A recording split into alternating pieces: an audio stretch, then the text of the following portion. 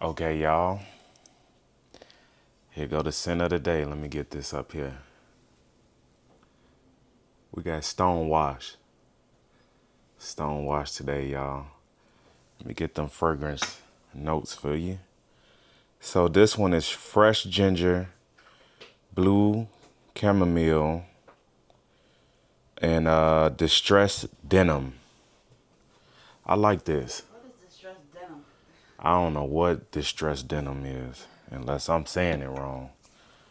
But y'all, this smell good. Let's get this out the way. Smell good, y'all. What y'all wearing today? I want to know what y'all be wearing. What kind of stuff y'all be putting on? Am I the only one like to smell good? It ain't nothing like a hot shower and spraying on your smell goods. So today, y'all, what we talking about is why I give my wife my paycheck. Did that shock you? Yeah, what the heck? Yeah, I know you go join the conversation now, ain't you? Stupid.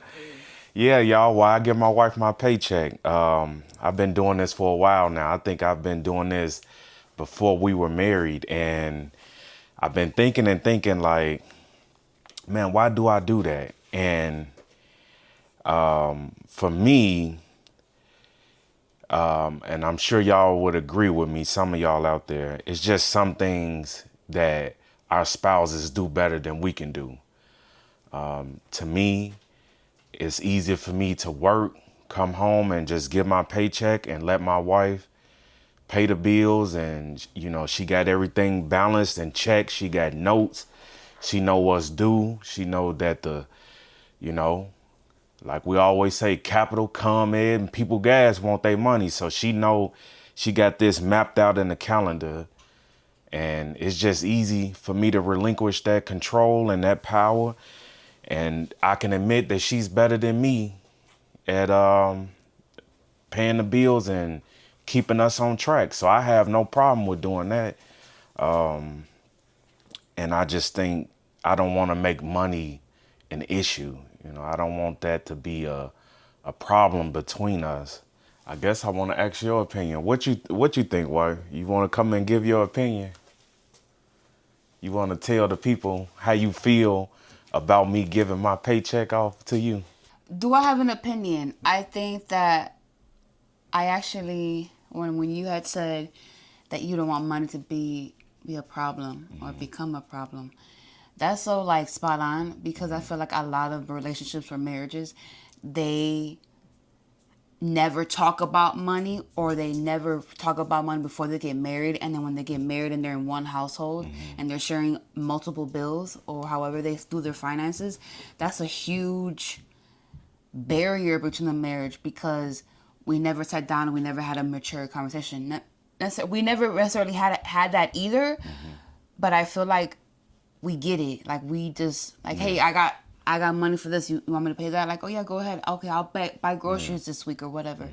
I think that because you have the intention of like, hey, I don't want any problems. I mean, problems are gonna arise regardless, right? In any relationship. But if we could avoid one, Yeah. or we can, be mature about like, hey, here's my money. So like when he would used to do the, like you said before we were married, I'm like, this guy like he my road dog for real. Like he really wanted to spend his time and money with me and for me. Like for him to have given me his check even when before we got married, and we've been here for 5 years now.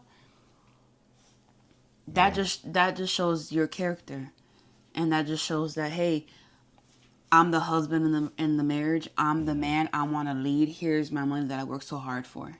Yeah. I trust you enough to do what you need to do with it. I think that sometimes leading is sometimes to lead you have to relinquish control. Yeah. It's not always about I'm the man and I need this done and I need Yeah. that done. Sometimes you got to know when to shut up and when to let people do, you know. That's not my lane. Like paying the bills and being on schedule with that, that's not me. I'm a great saver. I can save some 1000%. money, Yeah.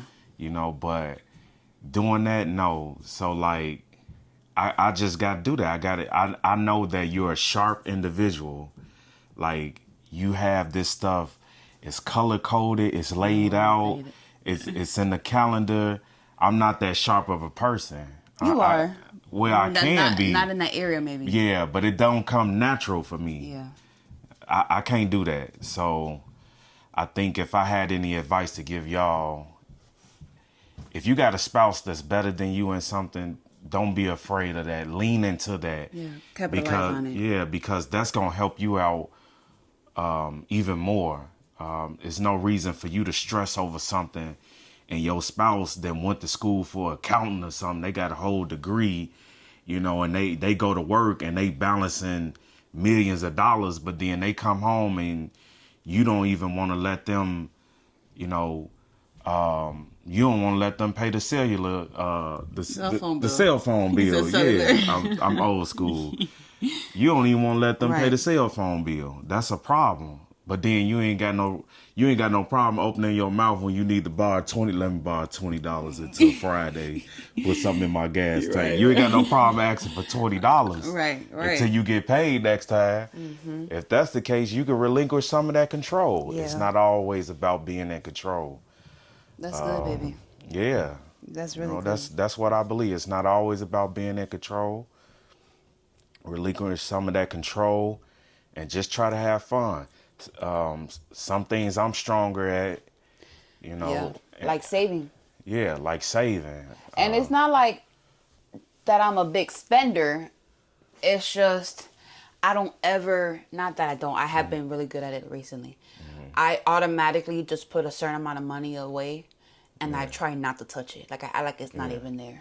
The thing I learned about being a good saver is whenever you get your paycheck, you got things on your list that you're going to try to pay and things you want to buy.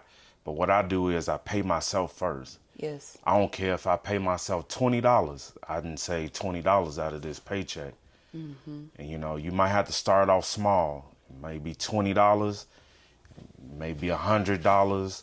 You work your way up. Now I got $200 I can save. Pretty soon, before you know it, you look into that bank account, that savings account, you got you $2,500 saved up in no time. So, yeah, that's how I do it. That's the secret. You want to tell them what scent you got on? Oh, yeah. Hold on.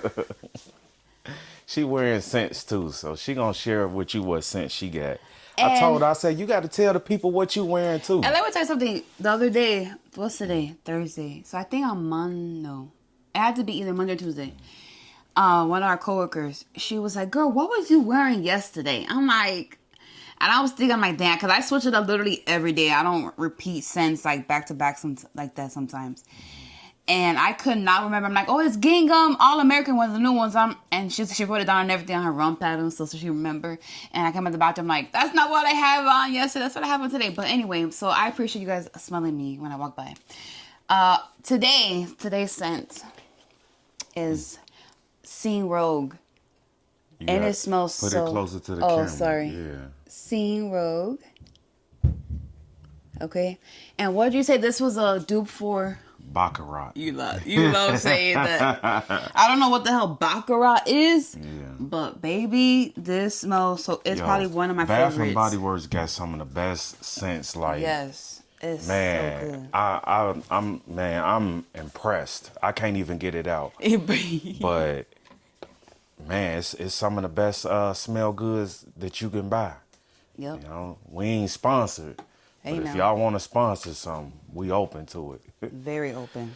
But thank y'all for spending this time with us. We appreciate y'all. God bless you. Have a great week. Yes. Bye.